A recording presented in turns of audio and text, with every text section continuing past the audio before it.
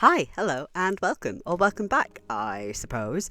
So, last year I started the Chainsaw Man series and have since caught up to where I think official translations have got to, which is volume 11. And man, I love that series so much, despite how much it tore my heart out the further I went in. So, I figured why not continue my heartbreak by reading more of his work? So, today we're looking at Goodbye Eri by Tatsuki Fujimoto, which is translated by Amanda Halley, or Haley, I'm not 100% sure. And if I cry while talking about this, you didn't hear shit. You got that? You didn't hear anything.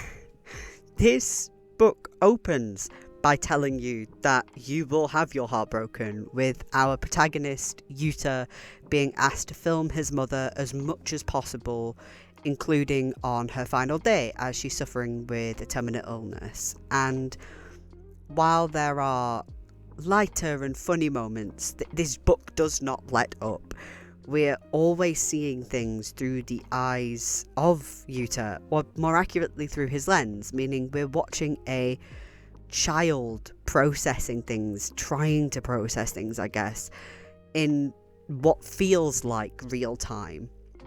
We see him looking in on his parents watching TV, and he comments that they're laughing, but it doesn't really seem like that's the case. Like, if you look at his mother in the panel there, it doesn't seem like there's much joy in her expression.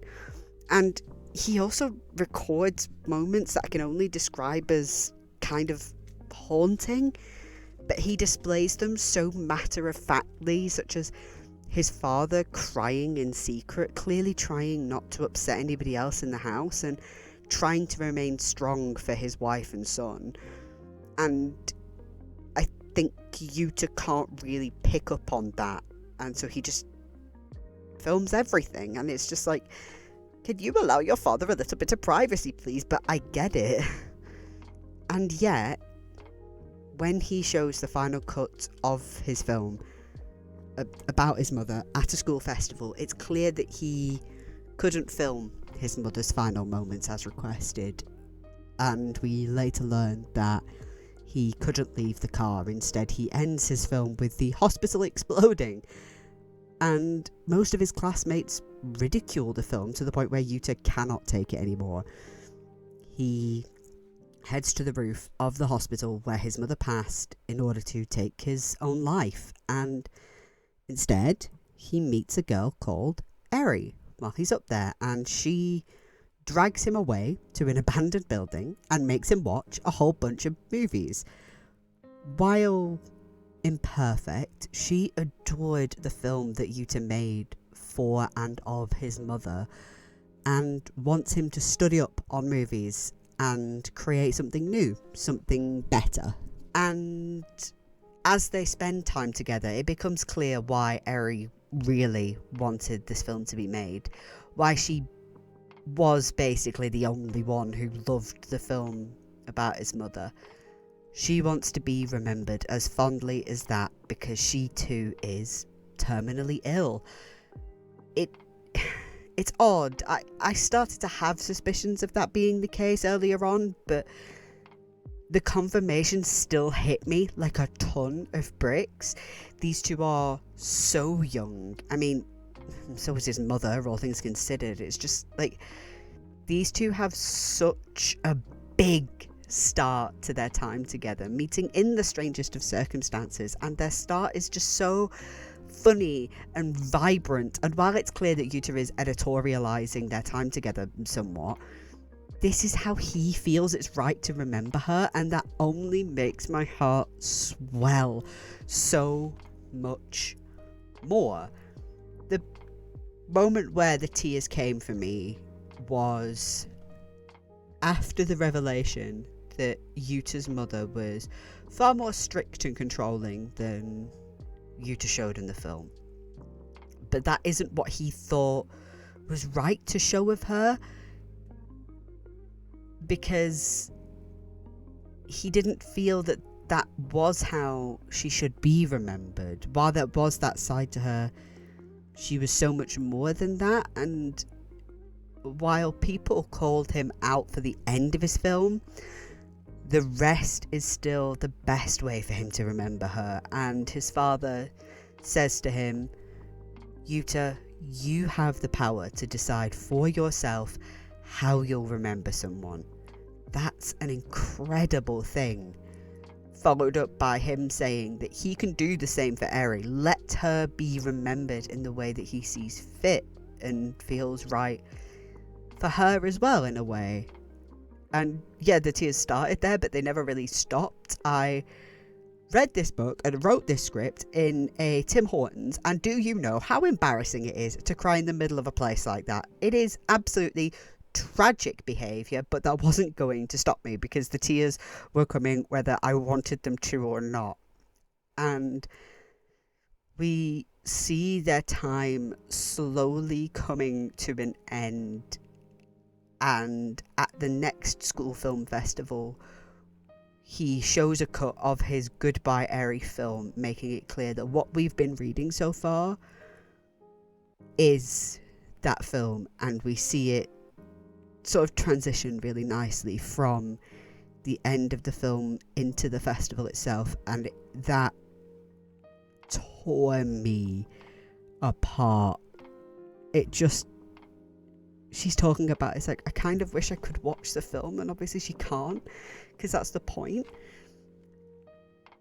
But also he's like, well, I can show you what we have so far, and it's just like, she's talking about how the point of this film is I want to make people bawl their eyes out, and let me tell you, Eri, I am doing that. I am fucking crying my eyes out. And we've been seeing Eri the way that Yuta thinks. The two of them think that she should be remembered, and one of Eri's friends approaches him afterwards and is like, you know, she was so different to all that in some ways, in a lot of ways, but that is exactly how I'll remember her as well. And like, isn't that the beauty of holding on to someone after they've gone? There is a version of them that lives in your memory, and that may not be the perfect truth, but that's the way that you remember them. And I think generally we're always going to have stronger memories of someone one way or the other when they've gone, because that's the only way we can hold on to them. And there's such beauty in the vibrancy in the way that we remember people.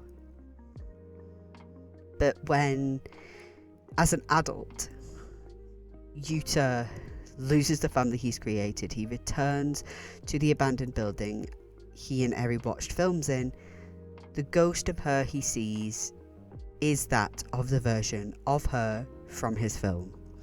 She's been immortalised in exactly the way she planned when asking for that film to be made, and finally ending the book, presumably the final edit of the film, with that building exploding like the hospital, is a brilliant way to round the whole thing out. This book may well have destroyed me, but I am happy for it to have done so. Fujimoto is just so fucking good, man, and it's cool to see something way more grounded than Chainsaw Man. I was meant to see Look Back at the end of last year, the film version, but there were tech faults at the fucking cinema and I never got to see it.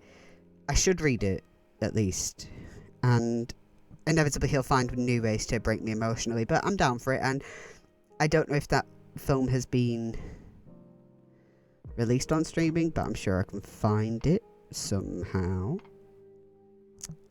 Anyway, I still don't really have solid plans for the upcoming future until I've finished the Bad Rep Book Club stuff. It's probably going to be more manga because I can do that in like a couple of days, sort of in the middle of doing the Bad Rep Book Club stuff.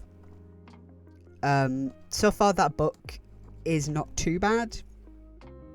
I've read a lot worse, but I don't think I'm even halfway through yet, so you know, I've got to be holding my judgment a little bit, because so far it's just like fine. I have my issues with it, but it's not the worst thing I've read, so, you know, I think I should be able to get through it a little bit quicker soon though, because like this whole last week, my local library's been closed, and I'm hoping to get to work in there again next week, which I should be able to. I think it's back open, and I think that will help me pick up my pace, because I tend to work quicker when I'm not in the house.